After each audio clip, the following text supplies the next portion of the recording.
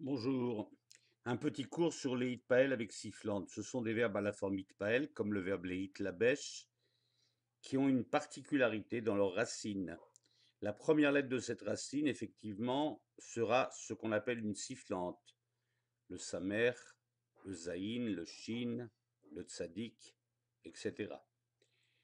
Donc, dès l'instant où il y a une sifflante dans la première lettre de la racine, il va y avoir ce qu'on appelle une métathèse. On va inverser la place de la première lettre de la racine en la préfixant d'un tav, d'un tet ou d'un dalet selon la lettre. Pour les hitlabèches, c'est très simple, il n'y a absolument pas de problème dans cette racine. C'est bien le cas aussi de hitkadem, le verbe progresser, aller de l'avant. Je rappelle que les hitpael sont en général des formes pronominales en hébreu. Vous avez ici l'exemple des samer et des shin. Shin ou sin, ça n'a pas d'importance d'ailleurs. Je prends le cas du verbe lehistader. Vous remarquez que le samer qui aurait dû être après le tav a été inversé avec le tav.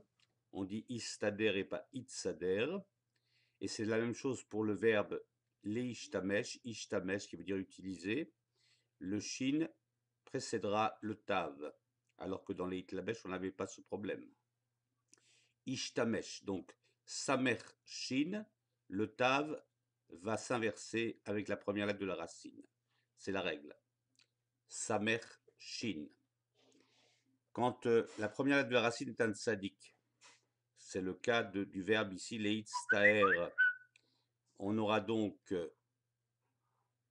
un tzadik d'abord, le tet ensuite, et non pas un tav cette fois-ci, mais un tet. Itztaer, itztaref, etc.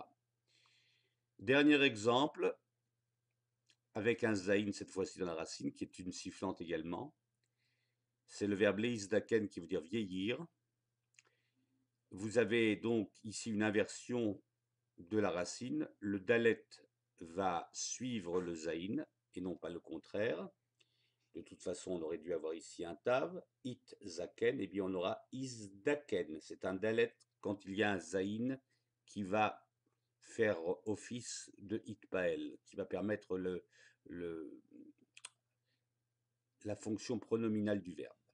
Voilà, j'espère que les explications étaient satisfaisantes. N'hésitez pas à me faire des remarques dans les commentaires sur Facebook.